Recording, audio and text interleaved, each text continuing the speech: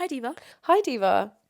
Look at us. Look at us. Our 12 years worth of friendship has led here. It has. To a book podcast. To a book podcast. We didn't even read when we first met. We didn't. Actually, well, you you did. did. I didn't. Oh, no. Because what do you have in your room? Oh, my goodness. Can you tell everyone what you had? I was a really, really big fan of Jacqueline Wilson. You are. Always have been. Kind of still am. I enjoyed her books from a very young age. I'm going to have to give the context for this because otherwise going straight in, it's going to sound really strange. And It's strange. my mum had bought me the subscription for Jacqueline Wilson's monthly magazines. And it would come with like, you know, like how old magazines used to be with like the gifts and stuff. Yeah. And it would come with posters and hints of books. Yeah. Young me, this was like the most clear sign of my autism. Can I just say you were like anything. 11? We're not talking about like 5 or 6. No, I was in secondary school. You're in at this secondary point. school. And I'd say you were 12 actually. yeah. 13. Yeah. It didn't come down until about 14. It was bad. I used to get the magazines and cut out pictures of book characters and like logos and Jacqueline Wilson herself. And I stuck them up on my wall. You And had a Jacqueline Wilson shrine. It was a shrine to Jacqueline Wilson. And we called it as such at the time. We did.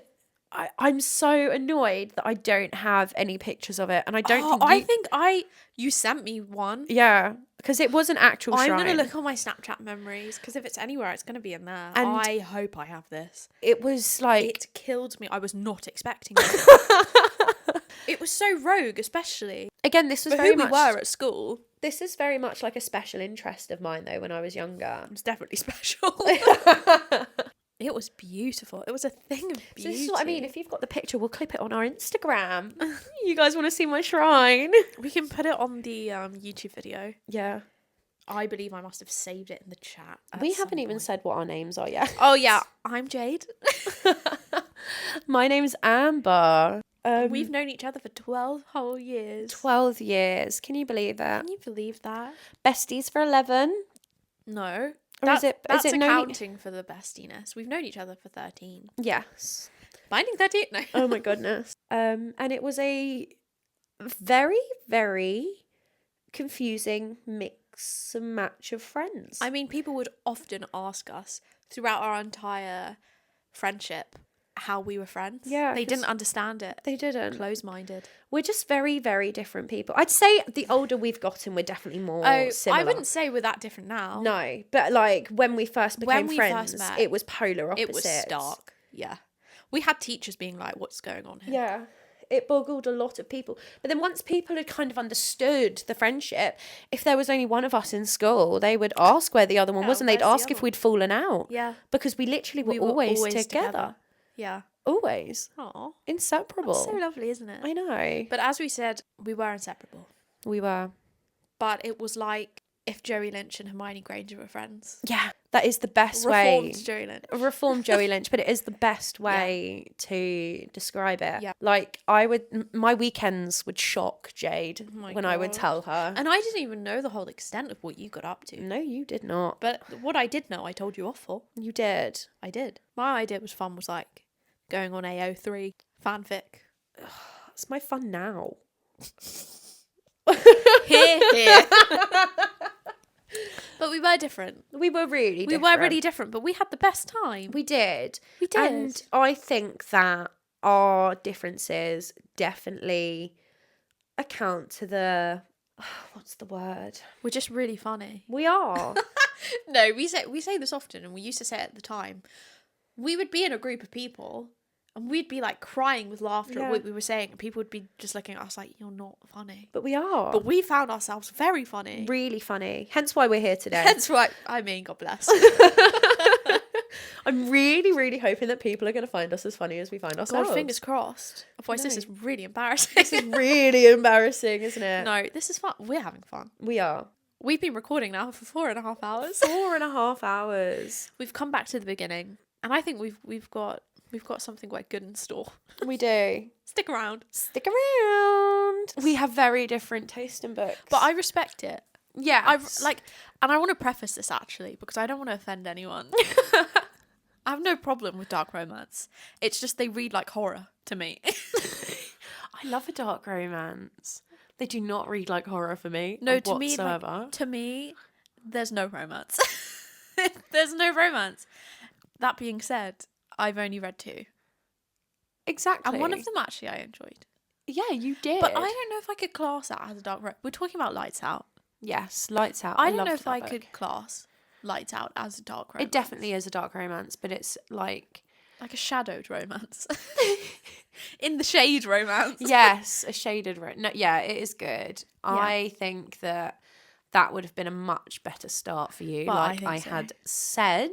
You did buy it for me for my birthday. I did buy it for you for your birthday. Yeah. And I said, if you want to dip your toes into dark romance, give this one a go. Do you want to guess what Jade bought for her first ever dark romance book? Just to dip her toes in lightly. What was it, Jade? It was God of Malice. God of Malice by Rena Kent. Can I justify this? You can try. I'll set the scene. Have I told you this? I don't know. Okay, I'll set the scene. We're hearing this for the first time, all of us. All of us. I was in Waterstones, Piccadilly. Mm. Have you been? No. Oh my God, we should go. It's like a really big one, isn't it? It is the biggest bookstore in Europe. Wow. It's amazing. Oh my goodness. And there's a whole section just for romance. Yeah. And there's a table as you go into that section, which is full of dark romance. Love. And obviously there's a good few books in, what is it? The Legacy of Gods series? Yeah, I think that's what it's called. The Legacy of Gods, something like that. And it just takes up the whole table. And I thought... There's a few. There's like 6 or something. But there's a good series. few.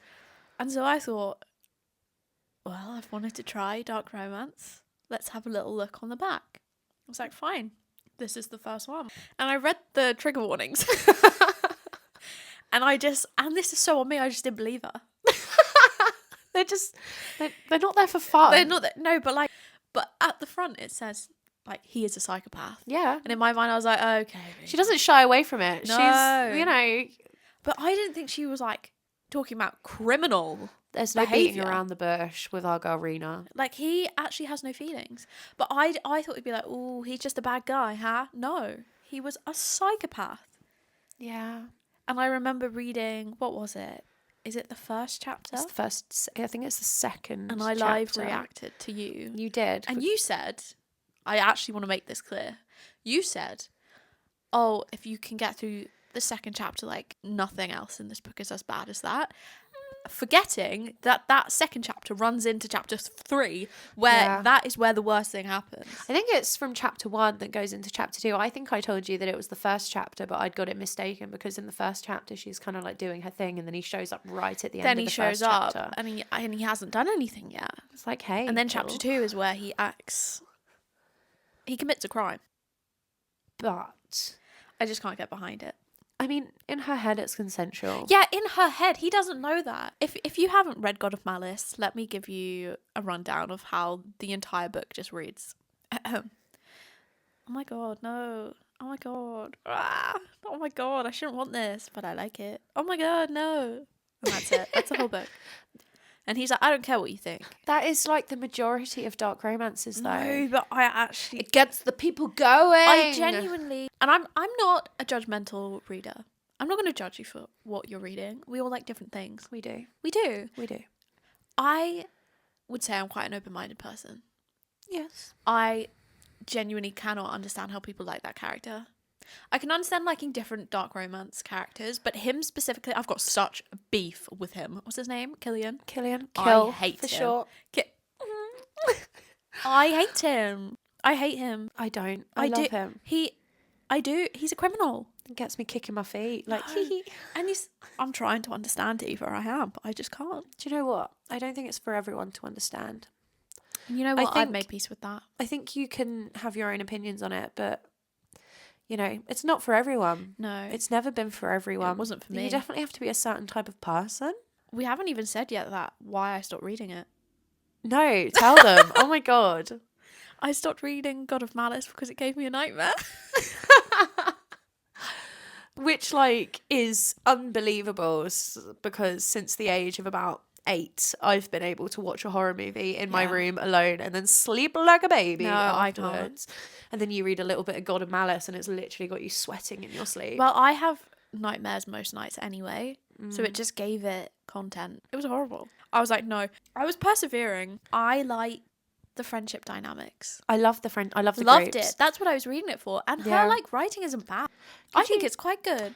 Could you not like preempt certain activities taking place and kind of skip through them? Although it kind of takes away from the whole point of reading the series. Why am I reading the romance? Yeah. I'm just in it for the friends. And do you know what? Then I just read Binding 13. Real. It's the same kind of format, just without the Just with criminals. crimes. Well, actually, Well, many crimes. many in Binding crimes are 13. also committed through the Boys of Tommen series. The crimes that happen in Binding 13 aren't like, oh, they're like, this man's going to prison and we all hate him. And I like that. I like justice. I am scared, actually, because, and this is a hot take, I feel, actually, and you know what? I haven't told our good friend Judith that I have done this. Oh, God. The reading order of Binding 13 that I have chosen for myself. And if she's listening, Sorry. I'm sorry. It feels like a sin to admit. Surely other people have done it. I don't know, because the thing is, there was such a gap between anyone who's like started reading since Taming 7 has come out might have, but obviously, when I started reading them, we were only up to Redeeming 6. Yeah, okay. So I kind of had to read them in the order God intended. God being Chloe Walsh. Yes.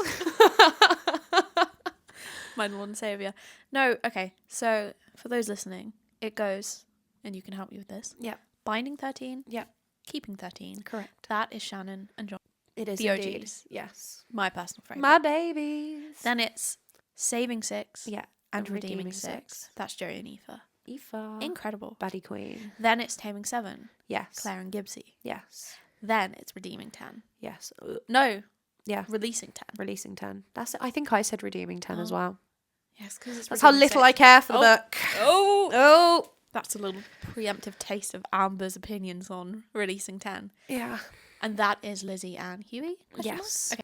So that is the order it was released in, and that's the order most people have read it. Yes. That's not how I read it. No. A little bit rogue. So, and I'm going to justify myself, actually. We haven't properly spoken about it. So I read it, Binding 13, Keeping 13, Taming 7. Oh my goodness. Then Saving 6. And that's where you're Redeeming up to. 6. Yeah, I finished Saving 6 this morning. Yeah. Incredible. So good. Love it. But it's reaffirmed to me that I am glad I made that choice to read it that way. Yeah. And I'm going to justify it now. I'm going to state my case and you can pass judgment on it. Yep. I wasn't ready to go back into the Lynch household. Valid. I didn't have a choice. I love that you got the option. Well, yeah. But also, it made going back into that timeline and into the Lynch family easier. Yeah. Because I could see Joey in Taming 7. It's and a Aoife. lot. It is a lot to go from like what Shannon goes through in the first books, and you're like, oh my god, this poor girl, how did she survive this? And then you read the next two and you're like, holy shit. Yeah. But like, it was, I mean, there's a specific scene in Keeping 13. It's like a sucker punch to the gut. Yeah. Yeah. And I mean, God bless you for reading that and then going straight back into Saving 6 where you go backwards. I know. They've just gotten out of the house and then you read Saving 6 and they've gone right back. And more. It's yeah. So it was nice, actually. I got to see Shannon be happy. Yeah. For a little bit more. And I got to see Joey and Aoife be happy. Yeah. Do you feel like, obviously, because throughout the books, it's not really obvious, but in the first four, obviously, it's hinted that something's kind of happened with Gibbsy. Yeah. And, you know, like with Lizzie and stuff. Yeah. Do you feel like that's kind of ruined it for you? Like knowing everything that then happens in Taming 7? Well, no, not at all. The things that happened with Joey and Aoife that are in Taming 7 had been spoiled for me anyway. Yeah. So I didn't mind that too much when it gets to that point. Thing is, they've been out for so long, and when you start reading them, it is gonna. And I knew what happened to Lizzie. Yeah. But I had kind of picked up that something had happened to Lizzie in like Binding 13. You literally can tell. You can tell. You can tell. But I don't think I actually properly knew about Gibbsy. What's your favourite Binding 13 book? Ooh, really good question. Thank you. A favourite was probably... Do you know what? It's really hard because I love them all for so yeah. many different reasons. I reread the first two semi-recently, actually. And I think the first two books, I'd say, are like my favourite book-wise. But Joey and Aoife will have my heart. Always. Yes. They really will. There's something so special about them. There really is. And obviously not to his extent, but I really do relate to Joey a lot.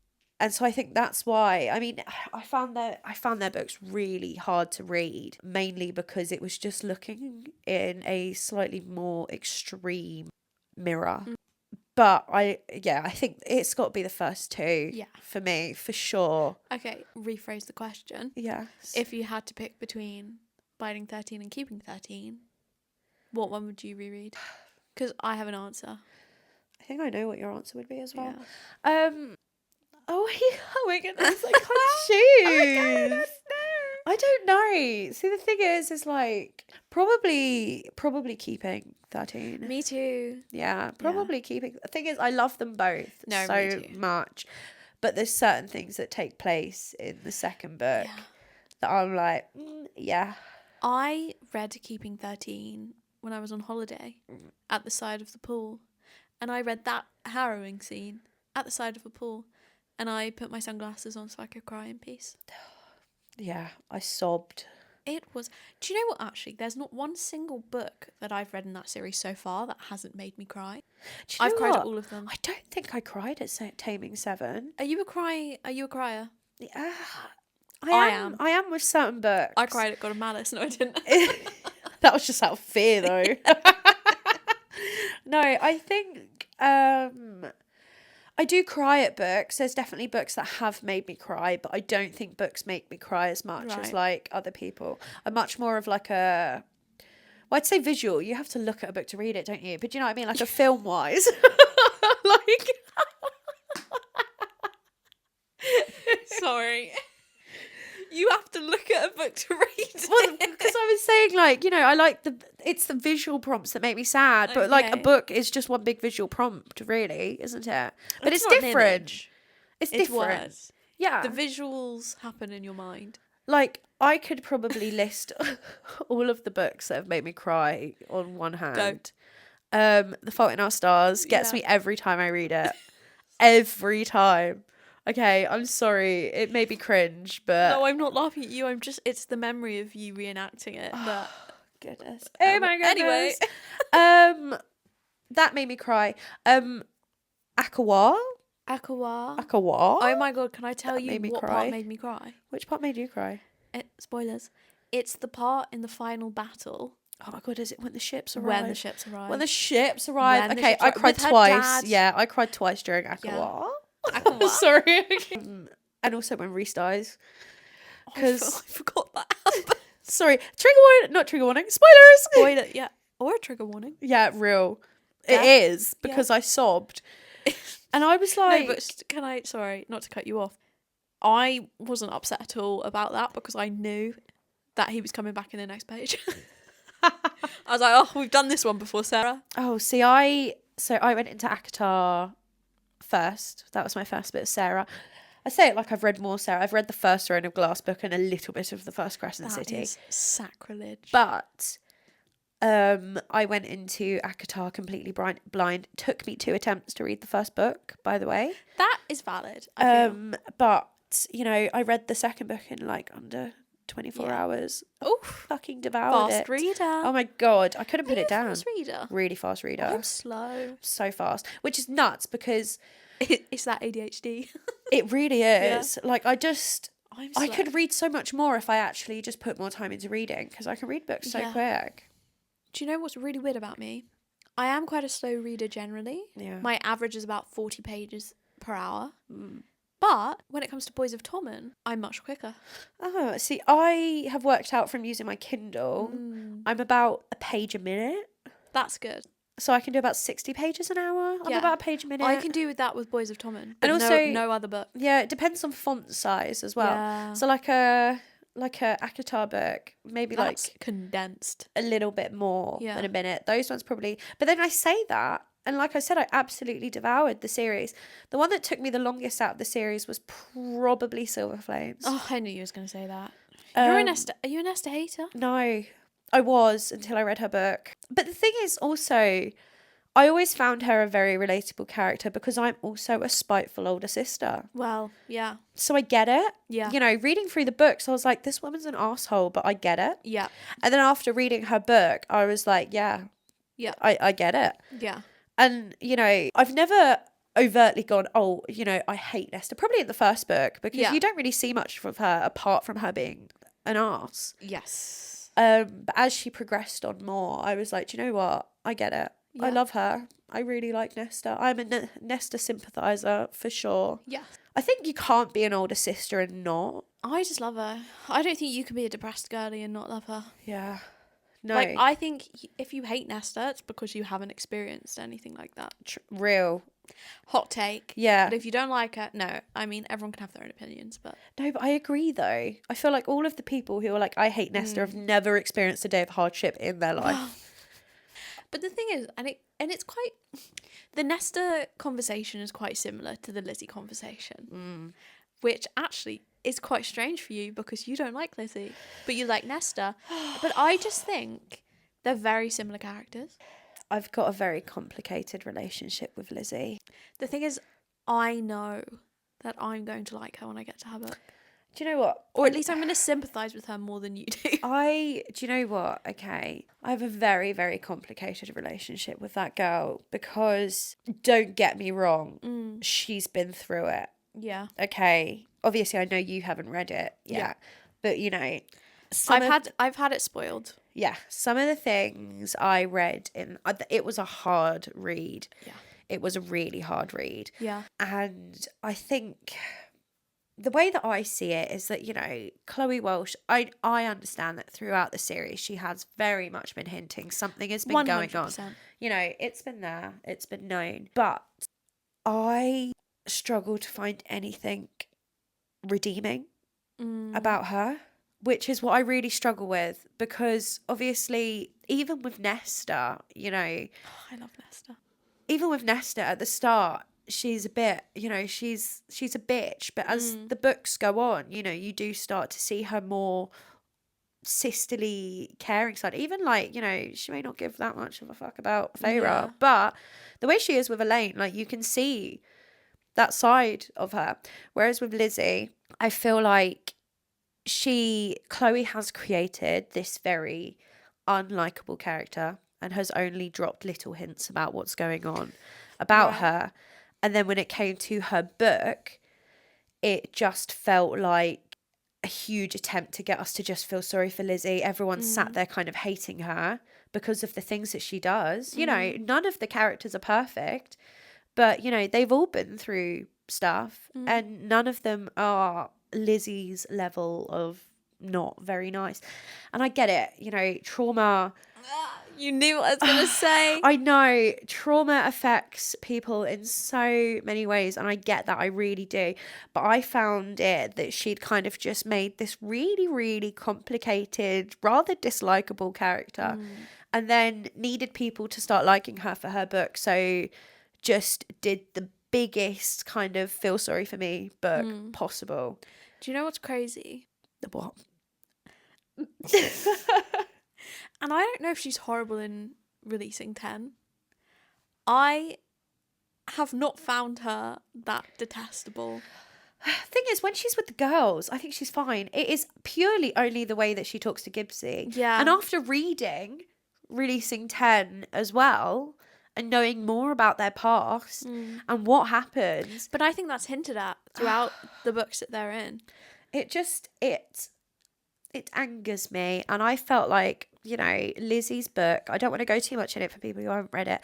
It just felt like trauma porn. Yeah. Well, I have heard that. That is and just...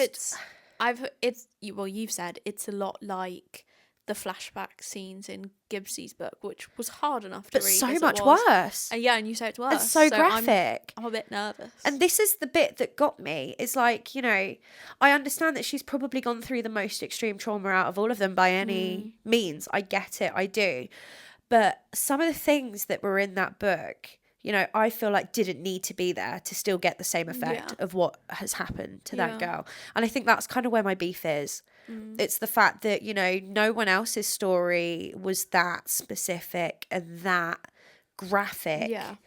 And I do personally feel like it was because she managed to create a character Yeah. that a lot of people didn't like, and she knew she was releasing a book for her, so she needed to gain that But likability for her. It's difficult, isn't it? Because if you've hinted at that being her trauma, Yeah. how do you portray that? Thing is, You like, can't, because it's such a private and quiet crime. it is. It is. It's How- really how difficult. else? This is why I've got a very complicated relationship with Yeah. her, because also, you know, the things that Lizzie goes through, you know, are things that happen to people all the time, every day. And, Harrowing. you know, I don't want people thinking I don't like her because of what she's been through. Oh, you know, no. I just feel like it's not even her fault. It's the way that Chloe has written her in previous books compared to this one, which has made it really difficult for me Yeah. to go from being like, wow, okay, this is actually a spiteful cow, to being like, okay, yeah, do you know what? I get it. And I do. I really do get it. Reading her book, I was like, do you know what? Fair enough. You know, you can sympathise for a character and still think that they're Yeah. not very likeable. I think, and you said it earlier, but my problem with people criticising Lizzie for the way that she behaves is, firstly, it would be unrealistic for her to behave like Shannon. Oh, yeah. Or even to the extent Gibbsy. Because, and that's something I see a lot. Someone Yeah. being like, oh, but you know, Shannon behaves this way and she went through this. So Yeah. there's no reason for Lizzie to behave the way that she does. But I think, first of all, it's a book. If everyone was the same, then that's It would be so boring. And also, trauma manifests in people differently. It does. If they were all like Shannon, again, like, Yeah. we'd be reading the same thing. Don't get me But- wrong. I do completely agree. I think experiencing that would make you quite an angry person. It would. It really would. This is why I say it's complicated. Because I think, you know, if there had been more redeeming qualities in the earlier books, it would have been easier to go into, you know, her book with a not totally unbiased, but a much more unbiased opinion.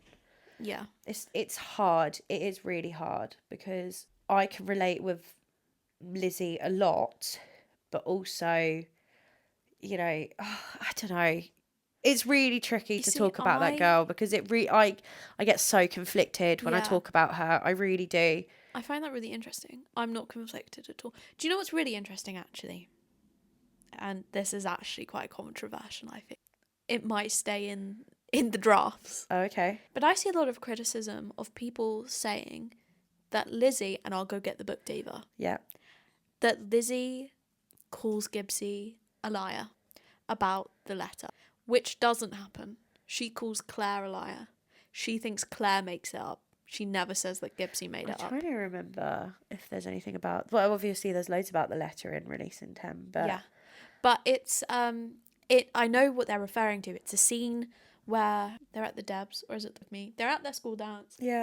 And thing is, you've read these all a lot more recently yeah. than me as well. So they're at the dance and Claire finds the letter. She reads it, she shows Shannon. She then shows everyone, which I actually think that was worse than Lizzie's reaction, personally. yeah, That was crazy. that was crazy work from Claire. Yeah. That really was. I could not believe that happened and that people don't talk about it. Yeah. Because I think that is awful. Anyway, that's not the point. She then shows everyone. Yeah. Gibbsy doesn't say a word about this. He then realises what Claire has done. Yeah. And then I think Lizzie does not call Gibbsy a liar. She says Claire is a liar. Okay. She says, Claire, you're lying. You're saying this to protect him. But Gibbsy never says it. And Yeah. Lizzie never calls him a liar because he doesn't say it. Yeah, once you read Releasing 10, you know, it will all make a lot of sense. Yeah. And obviously, I don't know. It's really hard, because I know that talking on here and saying that, you know, I'm not a huge fan of Lizzie, there are so many diehard Lizzie defenders There out are. there, and I get But it. there are so many Lizzie haters. Exactly. It's very polarising. It's like, I am very... But like I can understand why you feel the way that you do. I've definitely softened up to her. Yes. 100% have softened up to her. And I think that's the more that I've kind of, because initially I'm very much in need to read a second time Yes. to really take in. And that's because of the ADHD. I feel like sometimes Yeah. I completely rush through books and it's on the second read that I'm Yeah. like, I totally missed this. And, you know, going through stuff the second time, because I read them a couple of months ago and it's so much more obvious Yeah. when you've read through all of them. Yeah. And then you go back to the beginning and you start seeing Yeah. these little snippets and these hints. Yeah. Well, there's a specific scene that I remember. It's in Taming 7. Taming Okay. 7, yeah. Where, is this a spoiler? I don't know. Yeah, I guess it is a spoiler. Where Mark Allen falls on Lizzie. And it's described, her scream is described as like soul shattering or something along those lines. And I felt sick reading that because I know what happens in Releasing 10. Yeah. And it's just like I don't agree with the people that say that Chloe Walsh did some sort of U-turn and wrote Releasing 10 to redeem her because it was always planned. Yeah. It's very clearly been planned since Binding 13. Do you know what? I don't agree that it was totally to redeem her, but I definitely think that she's ramped up the trauma level for it. I don't think so. It's just there's Because it goes back to that question, doesn't it? How do you represent that? Because we see, in terms of, and maybe it's because of our perception of each crime, but we see Teddy Lynch beat his children. Yeah. We also see him do some other dodgy things. Yeah. You know. We see him do a lot of crime against very he similar abuses crimes this to family, Mark as well. And we see that, and we see that across 4 books. Yeah.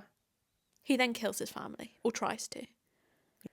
And we see that, and that, I think genuinely, and I was thinking about this a lot actually on the way to meet you today. Yeah. Why? Because I had said to you, Taming 7 felt a lot more heavy-handed than the first 4 books before it. Yeah. And I think it's genuinely because Gibbsy and Lizzie had no one to protect them. No, they didn't. Whereas Shannon has Joey, and then eventually Johnny and the Kavanaghs. Yeah. And then Joey, to some extent, has Aoife and Edel and John as well. Well, yeah. Yeah. Gibbsy and Lizzie have no one. The crimes happen to them and they can't really fight back.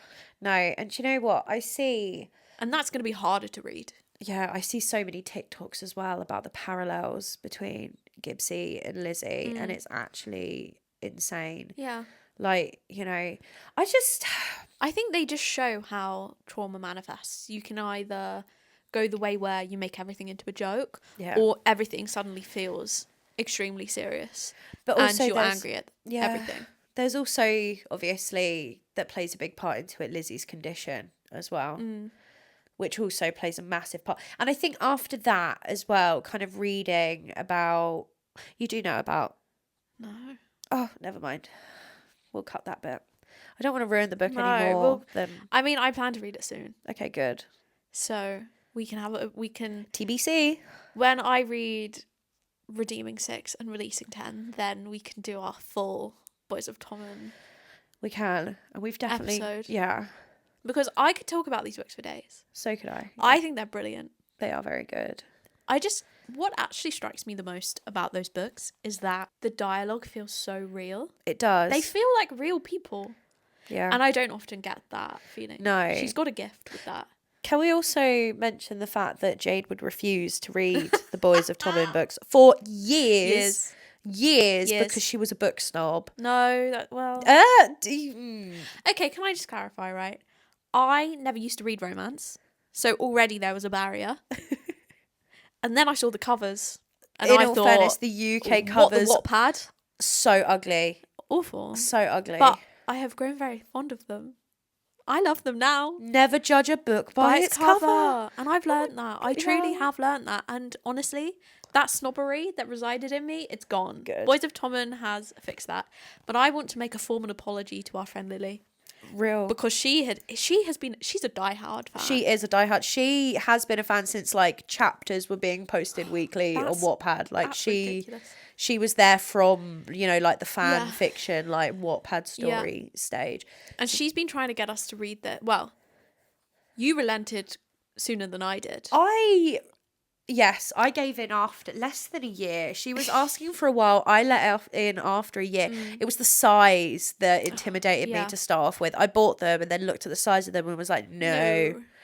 But you fly through them. I did. I absolutely Yeah. zoomed through them. They don't feel as long as they are. And it all feels necessary, actually. Yeah. I never read it and think, let's get to the point, Chloe. She's Yeah. always on the point. Yeah, she's not a rambler. No. And the fact that like all 800 pages has a point the whole way Oh. through. Woman can write. That is a skill. Yeah. That is a skill. Yeah. I genuinely think Lily tried for genuinely about 5 years to get me to read them. She really was trying. And I have apologised to her because I was like, I can't believe these were there for me to read. And I didn't read them because I was And every time judgmental. you were, and every time we said read it, you were like, no, look at this Wattpad ass cover. I'm not really reading went this. in, yeah. You really didn't. It was just, and every time we'd ask you to read it, it wouldn't be, oh no, it doesn't take my. No, have you seen the cover of that book? To be fair, actually, I'm not being funny, but you guys actually didn't do much to sell it to me. You guys just said read it. You didn't tell me what it was about. You didn't tell me. No spoilers. You gave me nothing. You just gave me that whack ass cover and said read it. And I was like, no. Any sane person would be like, no. I didn't. I read it. I picked it up and I read it and Well, it changed my life. I did say any sane person. They are so They're really good. So shout out to Lily. Shout Thank you out for to that Lily. one, And Diva. do you know what? For anyone listening that hasn't read Binding 13, Read it. shall we tell them what it's about? A preface. Okay. Binding 13 is about the first one. Yes. It's about a girl called Shannon And a boy called Johnny. and a boy called Johnny. Johnny plays rugby. And Shannon is just getting by. She's just a small girl. She's I will small. say, you can tell it stemmed from like a Wattpad. You can. Like, I'm 5'5", I'm so I'm small. so small. But to be fair, actually, I don't buy into those jokes specifically with this book because Yeah. she's small for a reason. She is. And it's a sad reason. It is. It is a sad reason. She's in poverty. in all fairness. That's why she's small. So don't get put off by what you've seen of Shannon being like, oh my God, I'm so small. No. She does mention it a lot. She does. But it's for a reason, guys. Anyway, that's the general gist. But there's very dark themes. Very, very, Very dark. dark. Themes. And it Check just your gets trigger darker. warnings. It's like, you know, and it's not even. But it's real. It is real, and quite it's very. I think. Do you know what? I go on about how releasing 10 is really graphic. It is very graphic throughout. It's just graphic for different reasons, and I think each book comes with a different form of trigger for different people. Yeah. Like the first books, the first two, you know, were easier for me to read because there was nothing majorly to relate to, you know. I think it goes back as well to the fact that it felt like they had a protector. Whether Yeah. that was Joey Yeah. or Johnny or the Kavanaghs. God bless. God Kavanaugh. bless. Ugh.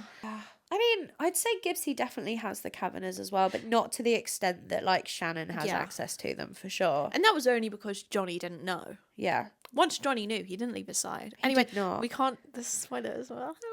Okay. Anyway, that's We're our. awful. We're going to end up like spoiling We can't every use book. any of this. I think we should disclaim that there's probably spoilers. So many spoilers. All right. Anyway, do you know what I'd really love to talk about? Yes. Oh goodness. Please don't tell me it's Baby in the Late Night Howlers.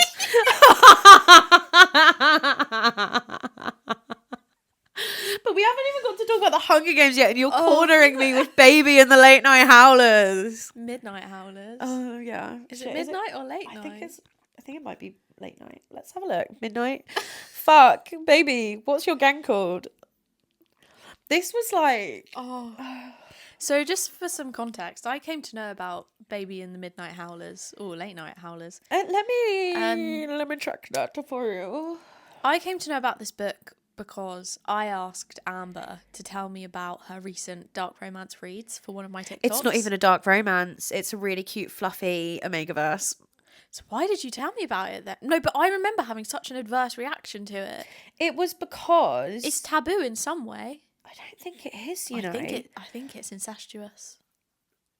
No, Well, but you told me about it, and I had such a like, oh my God reaction. I don't think you did. I did. I was telling you about it I'm because gonna I get it just up. read Bride. Because that Bride was like my first ever werewolf Wait. kind of thing. Let me show you. Because I'm telling you now, it is the late night. Baby and It's the the Late Late Night Night Howlers by Catherine Moon. Of course, it's by Catherine Moon.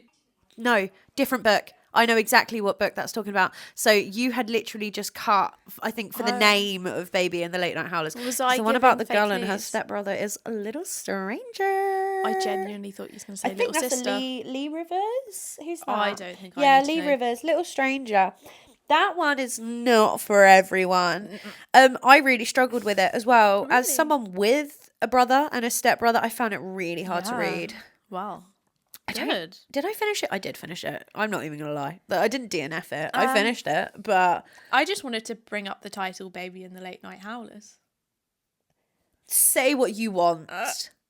For my first dip in Omegaverse, Was that your first? well, Bride Can I ask was. you a personal question? Okay. Sure. Had you never read any fan fiction about that? No. I had. I know you Lots had. of it. I know you had. No. So, I was not scandalised by Bride, let me tell you. If anything, I was like, where's the rest? Yeah. No, Bride was my first one because I didn't know about any of it. And I was like, do you know what? Let's get the ladies going. So I need to, give it a go myself. There's and I just already had something- Bride yeah. for ages, and I remember you'd read Bride and that I you had. enjoyed it. I did. So I was like, fuck it, I'll give it a go. I really liked Bride. And so then I started going on TikTok and just looking for like other Omegaverse books. And this was also when I was going through a phase of really enjoying reading like reverse harems and stuff. Yeah. Cheeky do little you, white girl. shoes. Why And choose? This one is about, I've got it up on my Goodreads in front of me. It's about Baby. So that's her name. That's her name. And it's her first heat, but she's an Omega. Yeah. So she's, Of course, naturally. yeah. See, I didn't know about any of this. What is it? Even on the blurb, it literally says she only wanted to get laid, not get knotted, bitten, and bonded. Goodness me. And it's her, and I think it's, oh Jesus, is it 7 guys? I thought you was going to say 700 pages. Oh, no. How long is it? How many pages was it? Let's have a little look-see, shall we? It was, how many pages were you? 426. Goodness. And I read it in under 24 hours. Of course she did. I read it when I wasn't able to sleep. I was really struggling to sleep. And basically she... Properly late night howlers. Yeah. But they have like a matchmaking service for Omegas and like Alphas. Right. But like Alpha packs. Okay. And so she goes and visits like a whole bunch of different alpha packs, and they're all showing her is it called a nest? Yeah. For where she goes when she's Yeah, like in a heat nest. and stuff. And then she goes to this like back street, like it's like a biker gang bar where she meets all of these guys, and immediately she's like, ooh, these are my boys. But there is homies. literally about 5 or 6 of them. And it was really, really good, actually. It was very cringy in certain points, but I love a book that makes me go, oh, cringe. I love a book that does that. They're just entertaining, aren't they? They really are. So, if you're looking for a nice, fluffy Omegaverse, well, do you know what? There is like a rival gang, and they do also want her because, she's like the hot new Omega. Yeah. Like, oh my goodness. But I really enjoyed it, actually, and I will say those are the only 2 Omegaverse books I've read since. But I definitely would read more. I definitely would read more. I saw your Goodreads list. Did you? The Fake Mate is on there. It is, but you've told me it's pile of poo. Well, I didn't enjoy it. I DNF'd it. I just got bored. Yeah. And it was a bit cringy. This is what I mean. I can do cringe to like a certain extent. Yeah. I can't do like a totally cringe book. I can do books with cringe bits. Like even Binding 13 has bits that make me go, Really, Chloe? yeah. No, but I think it got to a point reading The Fake Mate where I was kind of sat there thinking, what am I doing? I did buy What it. am I doing? I bought it while you bought were it. still reading it, and then I was like, what if my mum finds this? How do you explain that? was it the blurb? first like physical book that you'd? Well, I guess not, because No. Bride, like the first No. physical wolf book. Oh, Oh, Bride was the first. but the idea of a knot terrifies Does me. it? Well, it clearly gets you going. Cut. know. It's just like It would feel a bit claustrophobic, I feel. Real. Not being able to escape.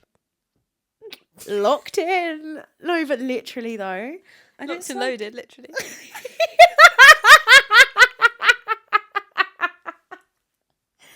Oh my god. Oh dear. Do you know what? I enjoyed I'm it. ashamed. My favourite current thing is seeing TikTok and Facebook posts about romance books about men who can turn into inanimate objects. You've spoken to me about this. Like there's one about two priests, veggies. and one turns into like a carrot, and the other one turns into tomato, I think, like a isn't it? tomato or something. Or there's the one about the sentient door. No, because you told me about this while we were having dinner, and I politely asked you to stop because it really unnerved me.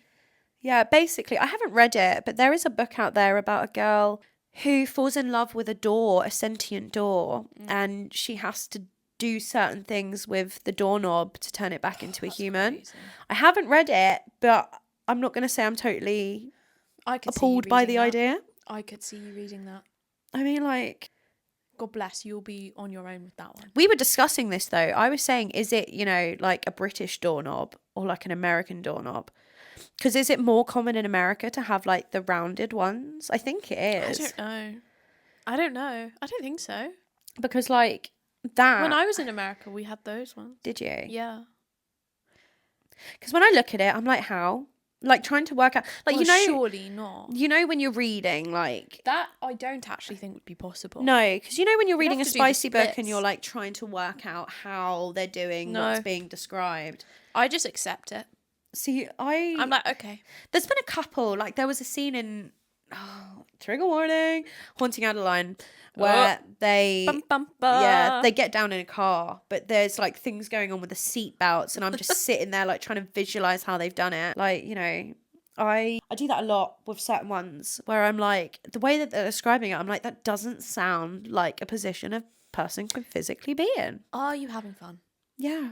This feels a little bit stressful.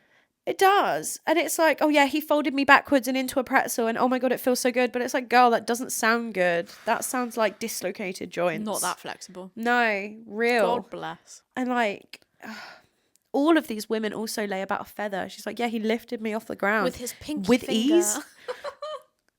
With ease. To be We were fair, out together. actually. The wind was too strong. I blew away. That kind of vibe.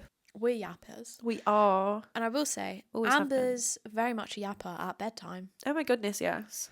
When we'll have a sleepover, I'm a nightmare. I do have to politely and explicitly ask you to stop talking to me. It never works though. I just kind of talk you to sleep, really, No. don't I?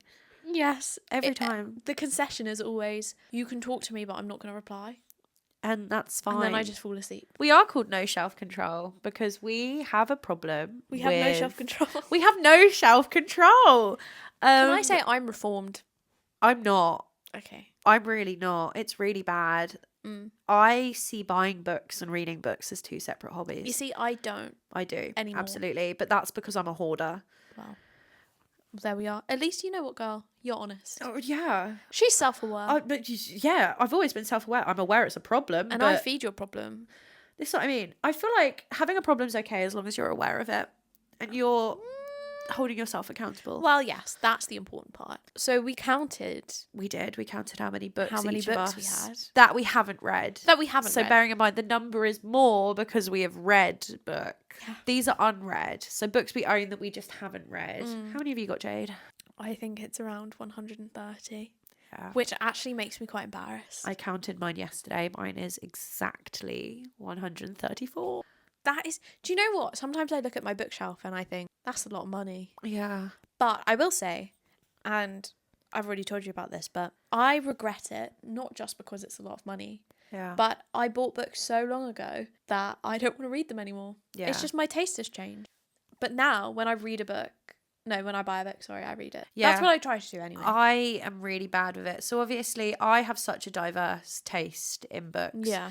I would argue that my taste is probably a little bit wider than yours. Do you reckon? I would say. Really? What do you think Yeah. I read? Well, I know that you read like fantasy, Yeah. romantasy, Yeah. romance, Yeah.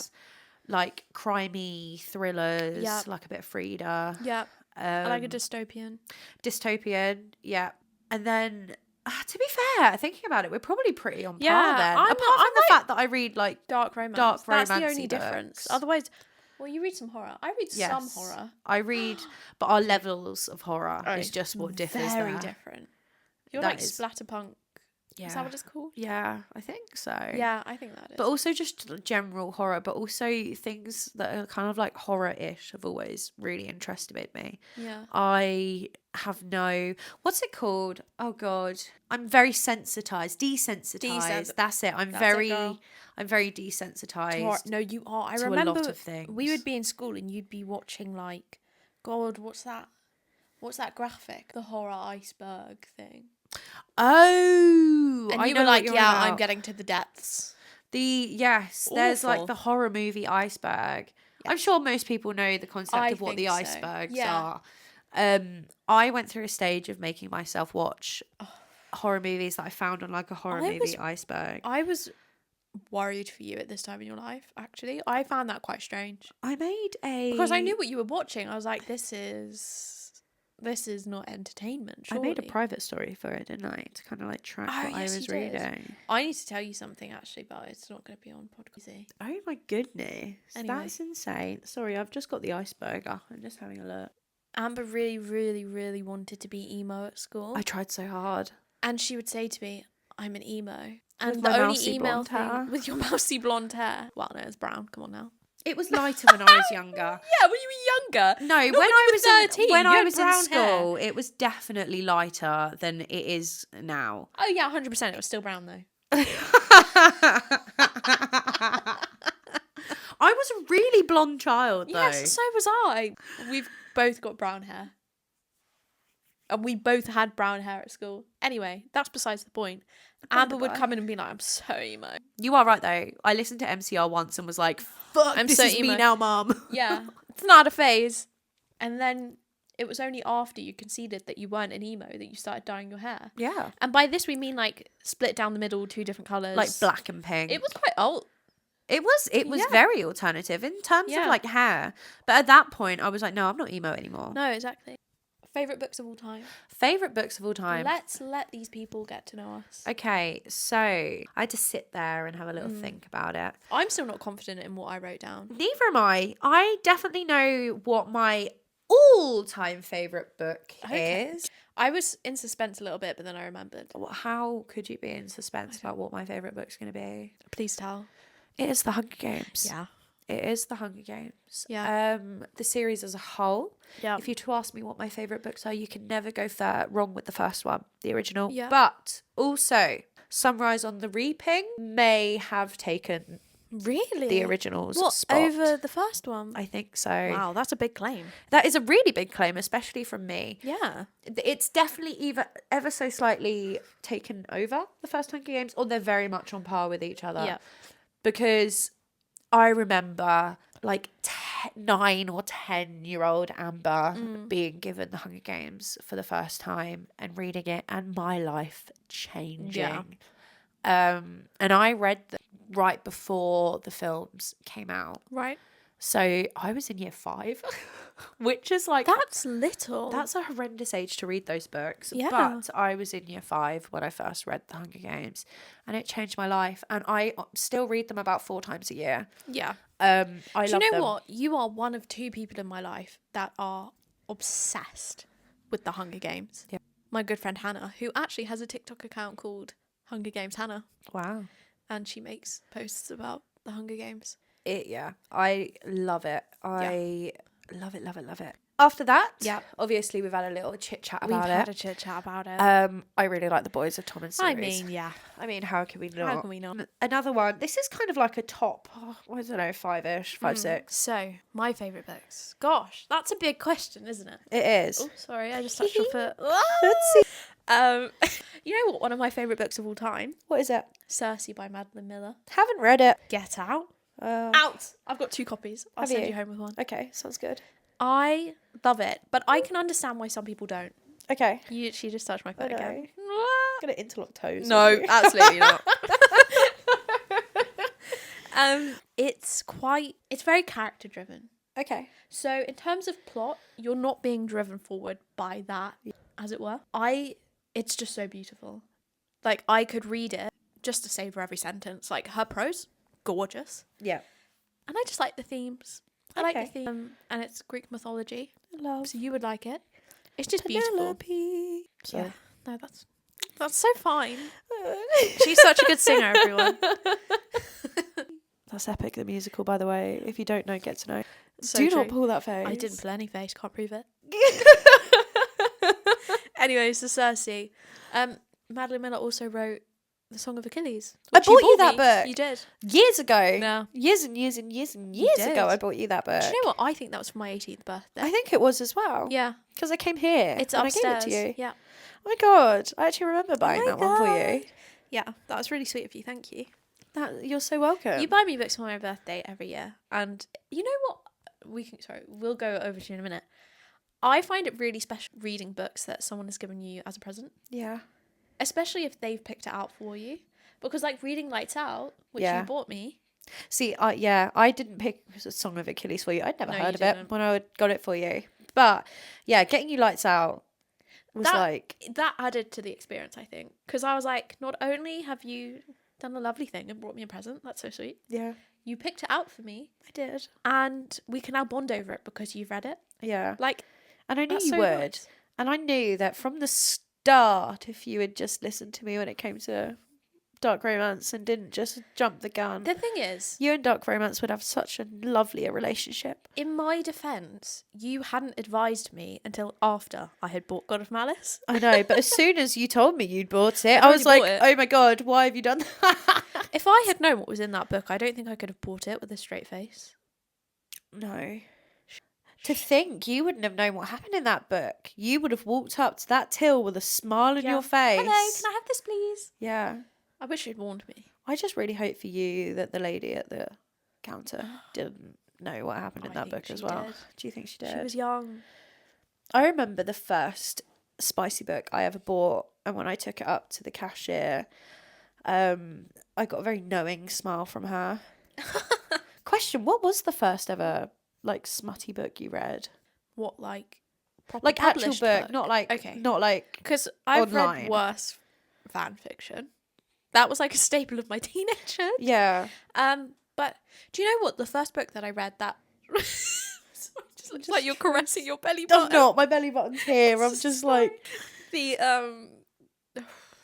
the first book that I read that had any element of spice Yeah. was ACOTAR. was it? Yeah, which isn't even that much actually.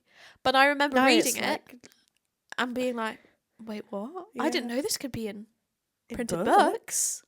So then, but funny story, bit similar to what you just said. So you go through the series, and when I read it, Silver Flames had not long come out. And as we all know, that book is the spice in that book is just ramped up from Yeah, the rest of the series, massively. which is like no small feat because in Aka War and God, even Frost and Starlight, when they're Like- flying, like it wasn't a small part of the book. Like they were quite spicy, but Silver Flames is something else. And so I I walked up with this book that I was wanting to buy, Silver Flames, Yeah. to a middle-aged man in Waterstones and bought it from him. Again, Yeah. not knowing what I was doing, and then a few years later ended up working with him. right. But Yeah. I don't think he had a clue, to be honest.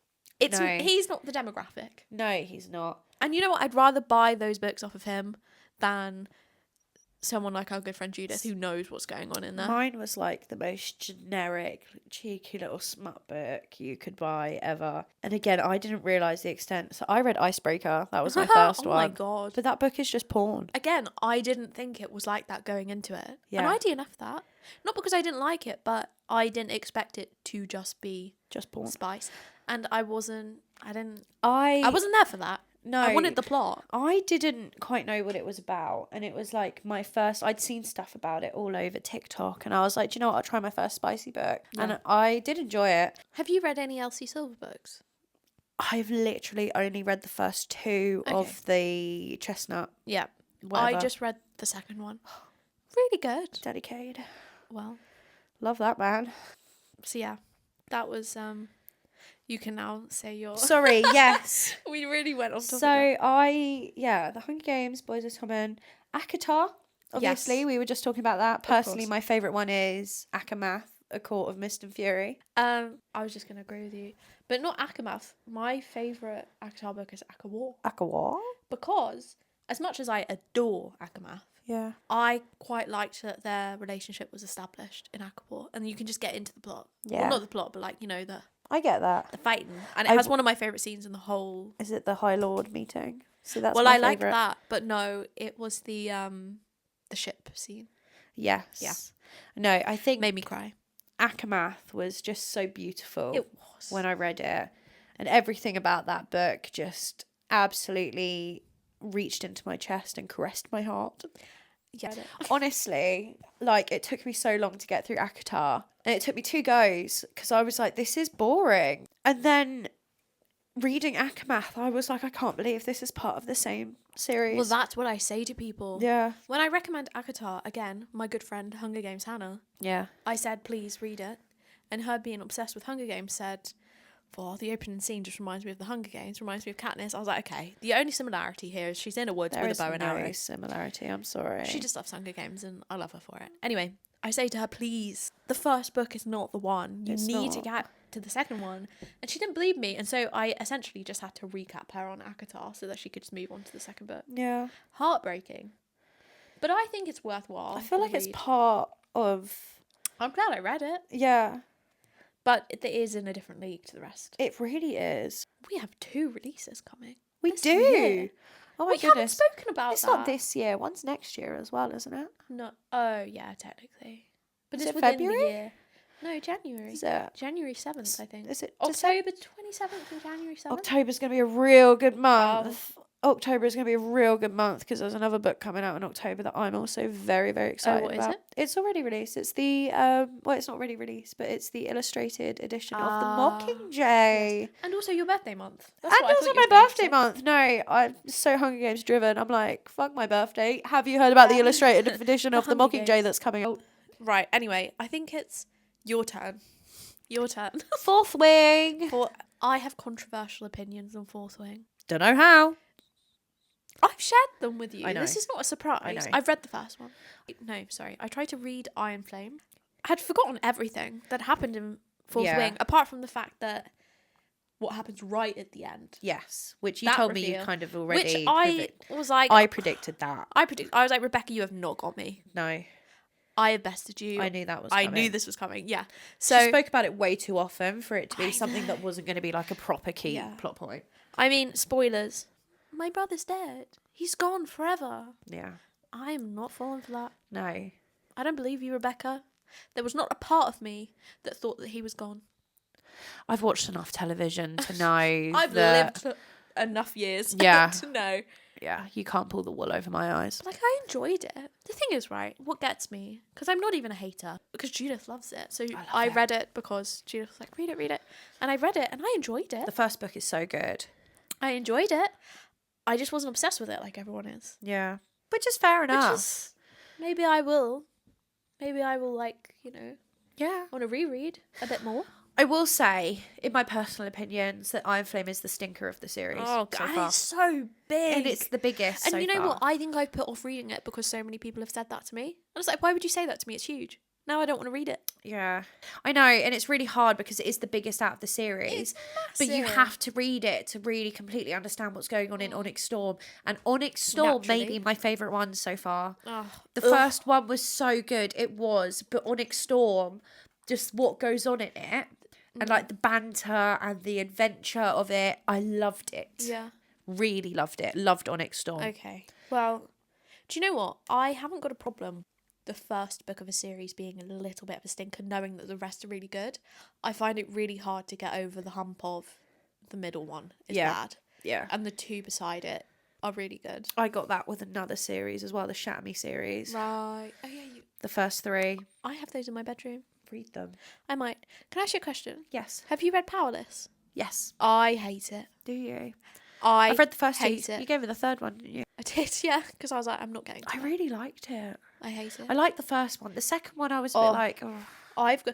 If I've got beef with 2 people, it's Killian and just the whole cast of Powerless. Really? It was bad. I would go far to say it was bad.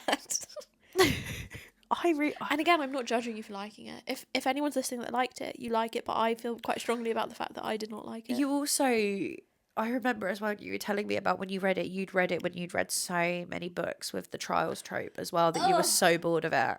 But not even that, it was just badly written. They would be having conversations and I'm like, what's the point of this? Yeah. The banter isn't even good. I There's quite no liked it. point. She was think- trying very hard for something that was not landing. Yeah, I don't know. I quite enjoyed it. Did you know what? You're not the only person. No, I lent the book to someone that I used to work with. That we did a little book swap thing. And I gave it to her to try because I'd given her ACOTAR. Yeah. She read through all of it, loved it. Major. I gave her Fourth Wing. She Major. read all of those, loved them. And then I was like, give this one a go. Yeah. It's YA, but it's really good. I really enjoyed it. You know, Yeah. it very much reminded me of just like a more fantastical Hunger Games. Is that a word? Fantastical? Fantastical.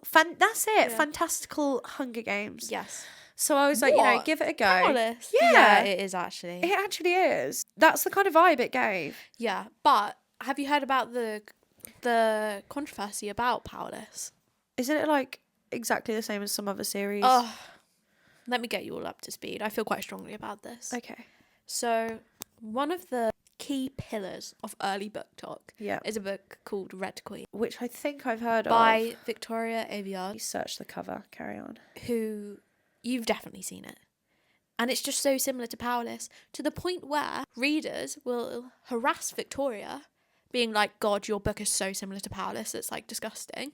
And she had to be like, I published this. I was going to years say, I've just before." looked. Red Queen came out in 2015. Yeah. Is that a YA as well? Yeah. And Lauren Roberts, the author of Powerless, in the early promotions for Powerless, admitted that it was inspired by Hunger Games and the Red Queen. Powerless is only 3 years old. I can't believe I've been haunted by this book for 3 years. I just think it's just not good. Deeves, it's just not good. And I'm disappointed. This is a side note. Do you want to know something bookish that really annoys me? Hit me. When the premise of a book is really strong. Yeah. Like, it has a lot of potential. Yeah. The execution. Right idea, wrong execution. Exactly. Yeah. The characters. Flat. Yeah. The dialogue. Embarrassingly cringe. The world building. Okay. Because it normally is that way around. Yeah. The world building is good. Everything else seems to fall away. And I just think this could have been a few more drafts. Do you know what also reminded me of now when I'm sitting here thinking about it? It's really Throne of Glassy, but the first book. Thinking Selena about and it, Hayden, I mean, they look the same. I like. Throw that into the ring. I'm just gonna say, like, thinking about it, sitting here thinking about the fact that she's not an assassin, is she? But she's a criminal in Powerless, and she gets put into these trials. Oh yeah, I guess so. Powerless just is kind of like every other book out there compiled into one at the moment. And I don't like it. That's fair enough. I didn't mind it, you know. I'm trying to sell my copy and no one wants it. Do they not? No. Is it paperback? I think I've already given you the paper, but actually, no, yeah, I took your I hardback. Fearless. Fearless. No. Yes. What's the second? Reckless. That's the second one. That's what I'm thinking of. I have that as well. I read that. I have the sprayed edge version. I will admit, at the end of Reckless, I was on a train and I had a audible Oh, after reading that. okay. I'm not going to read it. No, fair enough. But girl, I'm glad you enjoyed it. Don't yuck people's yums. I'm not you going know? to. No. You know, all of my opinions are my own, and I'm not judging you for liking it. I mean, I'm just portraying how I feel. it's not unknown that our book tastes are very different. They are anyway. different, but Different and the same. they merge sometimes. They do. Yeah. It's like a crossover episode. Girl. And that's so exciting. Oh my god, have you seen the clip of the nuns that do a podcast? And this is so me actually, because they play Ultimate Frisbee. Oh my god. Which, for those listening, I play Ultimate Frisbee. You do. I'm playing on Saturday, wish me luck. And she goes, she says something about Ultimate Frisbee, and the other sister goes, and sister, you were so good at that. I've been saying that all the time and just no one's clocking on. Oh my god, I haven't seen that. But yeah, I've lost my train of thought. I just needed to tell you. And sister, you were so good at that. Sister is so good at that. Anyway, I think it's my turn now It to is say your another turn. favourite book. We've talked about Boys of Tommen, so We have. I'm going to skim over that. The 7-Year Slip. Is that an Emily Henry? No, Oh. it's an Ashley Poston. Her I think the cover looks very similar to it. It was really good, actually. It was the most unique romance book I'd ever read in my life. Okay. And, crazy, it mentions our lovely city. Canterbury. Yeah. Really? Yeah. There is a part at the end of the book where she gets a note from her grandmother, and it says, like, oh, I found this in a charming old used bookstore in Canterbury. Oh, you've England. shown me. Yeah. I was geeking out. Oh my god. Canterbury mentioned. I was like, what? I felt like I was being watched. I was like, what? How do you know about this place? But it's really Canterbury is actually a really famous place good. worldwide. Stop it. Okay, so there is a series I really like. This is my first kind of dark romancy one. So on my list I wrote down, I have got Lights Out, but we've really had a little chat about that, and that is a really favourite book of mine. But if we're going into like the more dark romancy kind of side of it, this isn't a specific book. It's more of a series, because it's a series compiled of, I think I said 5 or 6 novellas. Yeah. And it's called the Mindfuck series. I absolutely love it.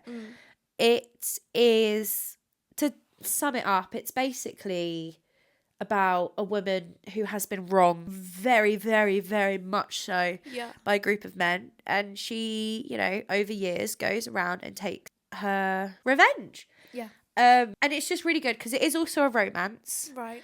I don't want to spoil it too much, but it's basically you see it from the perspective of criminal and police officer. Yeah. But, oh my goodness, I don't know why I said that like that. Oh my goodness, it is so good. Oh my goodness. Oh my goodness. It is really good. I really liked it. It's another one that I think that you would be able to do. I could see myself getting on with that. Because there is graphic parts, Yeah. but it is all purely revenge. Okay. And it is non-consensual, but as it should be at that point, and you'd understand what I mean. She is righting wrongs that have been committed against her, basically. Okay. And also the spice is like, mwah. Okay. It's so good. Read it. Do you know what phase I'm going through right now? Yeah. I don't care for spice. Do you not? At all. At all. I don't. That's fair enough. And I don't know why. That's fair. I have to really be in the right mood. Yeah. But it never lasts long enough for the duration of the book, if that makes sense. I know what you mean. I have a recommendation for you. Go on then. In fact, I bought you the first book of this series for your The birthday. Naturals? It's The Naturals. Yeah. I love this series. I feel very passionately about it. I read it at the start of last year. They are so good. Yeah. Genuinely, one of the most thought out series I have ever read in my life. There's something that happens in the first book that seems like so insignificant. I think you've told me about this. Yeah, that then comes up as a big plot point. The last book. Well, don't spoil it, because I will read it. I won't. But I was just like, goodness me, Jennifer. And you got me a special edition of it as well, with the sprayed edges I as might well. buy myself it. With like the puzzle pieces. Yeah. It's really good. The characters are great. It's YA, but it's still quite dark. Yeah. But it's just not that graphic, which is perfect for me. Yeah. It's just brilliantly written. Every book is good, and I love it. And she's writing another one, which I'm so happy about. But I'll give you a gist of what it's about. If you know Criminal Minds. Not really. Okay, well, get to know. It's great. Yeah. But, fun fact about me, I used to come home from school in year 7 and year 8 and watch about 4 hours worth of Criminal Minds. Bear in mind, I was about 11 and 12 years old. Yeah. And I had to stop myself from watching it because it was making me paranoid. So I haven't watched Criminal Minds properly since I was 12. Wow. And I tried to watch the reboot of it. It was too scary. I had to stop. Oh, JD. So I haven't properly watched Criminal Minds since I was 12. But The Naturals is like Criminal Minds if they were like 16. Oh, okay. And they do cold cases. Yeah. And then not cold cases. Ooh. I It's will really give it good. a read. I will. You would love it. And do you know when you know that someone's going to love a book? And Yeah. I'm just like, read it. Anyway, that's my recommendation. I have one more on my list. Okay. So have I, actually. I've got 2, sorry. I've got one more. Sorry, Maddie's texting me. That's right, Diva. About hot guys and spoons. My last one is a book that maybe not as many people would have heard of before. Okay.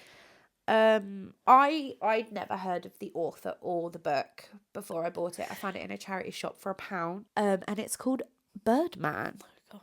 It's by an author called Mo Hader, and I do believe it's the first in a series. I have other books which I found in boot fairs actually really obscurely. Come on. Part of the other series, but the book's called Birdman, and again, I don't want to spoil it too much. It's another crime kind of situation Yeah. where I can't remember if you see it from the police officer and the criminal's perspective. It's definitely from the police officers. It's been Yeah. a very long time since I read it, but oh my goodness, it was my first proper like crime book that I read, Yeah. and it got me straight away. I couldn't put it down. Is it scary? Would I be scared? Maybe. Yeah, probably. Maybe. Okay. I wouldn't. Do you know what? It wasn't like really scary. It's just, if anything, it was just a bit graphic. Oh, I don't do well with graphic stuff. The thing is, though, I just like, I find it really strange that people can be. I actually no. Do you know what? I'm lying to myself while I say it, actually, because I'm realizing that I've done it. I'm saying I don't see how people find it so hard and like finds it so tricky to read horror books or like read gore books, but actually I have read certain horror books where when I'm reading them I'm like, this is disgusting, because I guess you build that image in your mind, don't you? Yeah. Although you're not like watching it like a film. As you read it, you kind of build your own disgusting version of it in your brain. And also what I find really fun about books and the written word Yeah. is that a reader will visualize their ideal visual of what you're describing. Like, you could describe it to high hell, but they will have an image of in their mind that they've conjured, and that's going to suit them the best. It's like, so you're going to think of the setting that scares you the most. Yeah. That's also like in romance books where the leads are blonde and I'm like, no, he's not. It's when he's like, he's got a ponytail. I was like, not in my world. Ponytail. Not in the world I'm living in. No. Ponytail. No. Beards for me are a big no. Really? Yeah. I give them a beard. No. If it says they've got like a big, bushy, like lumberjack beard, I'm like, no, he's clean shaven. Really? I think it's an autistic thing, but the texture of a beard makes me feel sick. Yeah. No, I think I'm the opposite. I hate beards.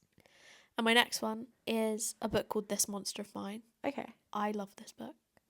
It's a romantasy. Oh, yeah. I got it in my Fairy subscription. I'm so glad I did. Because I read it. And it's so unique. It is so unique. The world building has had so much attention given to it. Yeah. You know when you're reading something, you're like, yeah, you've thought about this for a while. Yeah. Because sometimes I read a book and I'm like, you've thought about this for 10 minutes. Yeah. Like, what is this? You This had the one I'm idea like- and you wrote it, basically. Yeah. This one I'm like, no, you've sat there and you've crafted this. Yeah. The characters are brilliant. The dialogue is brilliant. The setting is brilliant. The plot is brilliant. Let me tell you what it's about. So it's in a world where kind of high court judges are the most powerful beings. Yeah. And there's 4 of them. Just to preface this, do you know who Ben Barnes is? Let me show you a picture. You absolutely know who Ben Barnes is. Did you watch Shadow and Bone on Netflix? I don't think so. Is that a book as well? Yeah. But they adapted it on Netflix. I'm going to show you. 4. Honestly, all I can say, you know who Ben Barnes is. You know who Ben Barnes is. I love that man. You know who he is? Yeah. Yeah, okay. Beautiful man. The main character in This Monster of Mine was based off of him. Ooh. Okay? If that isn't enough, I feel like I don't need to say anything else. Anyway, so these 4 high court judges, they're called tetrarchs. They are in control of this land that we're in. And each of these tetrarchs have a kind of right-hand man. They're students that have graduated and they kind of help them. Yeah. And they all have one each. So our main man, Kadra, who is, for all What a intents and name. purposes, Ben Barnes. Yeah. Which is the only similarity to Shadow. He hasn't taken one of these assistants for the entire time that he's been like this powerful figure. Yeah. But he takes our main character. Ooh. And he's very morally grey. Love that. But to encompass it, he kind of acts in a way that is kind of unethical yeah. to get to justice. So he's getting the right outcome. Okay. He's doing the wrong method. Like, he's not doing it by the official channel. Right idea, He's wrong like- execution. You know, he uses violence. Love that though. These assistants, they have magical powers to, like, go inside someone's mind, Okay. rifle through their memories, and project them out onto the world. Yeah. It's like during court and stuff. So that's obviously a great thing to do if you're trying to find out if someone's innocent or guilty. Obviously, there's a lot of, like, limits and boundaries of how they can use this power. Yeah. But that's the kind of essence of it. And it's so good. And he is one of the best mailman characters I have seen written for a very long time. Did you say male men characters? Male main character. Oh, I thought you said a mailman. MMC. I thought you said a mailman character. No. I was like, posty on the side. Sorry. No, the MMC. He Committing crimes and do you know- delivering your post. when when you hear the phrase like morally grey man, and I'm like, oh my god, he's either horrible or just The normal. sexiest man to ever walk this planet. But this guy is morally grey. I love a morally grey But he's man. like a good morally grey. Okay. Anyway, it's so good. It's so good. It's like Josh, isn't it, from Lights Out? He's like so... Yeah, he's a bit more unhinged. But yeah, He's morally grey, but, I mean... is he? Is he though? I think he's he quite normal. stalks. Oh yeah, I forgot about that. It's because Ali's just like, love it. She's like, stalk me! But no, not even that though, because he's like, oh, no, okay, he is morally grey because he initially does do it without her consent. But I forgot that he has to It do it didn't initially. start No, consensually. it didn't start That's the consensually. thing. I forgot about that. Love him, though. Favourite? Real. Yeah. Like, I'm Batman. I don't want to be stalked. Say it. Do you know what? Say that you don't want to be stalked. I don't think... No, you need to say it. Life isn't a dark romance, Diva. This is serious. Realistically, in my brain, like, the dark romance side of me is like, oh, yeah, that would be so hot. But then, like, the actual kind of, like... Be like a fat my balding developed man. frontal lobe tells me I'd be fucking It's terrified. not going to be Josh from Lights Out. It It's going to be wouldn't. Dave from Down the Boozer. It actually would be. Like, I don't know. A crime, I think we forget.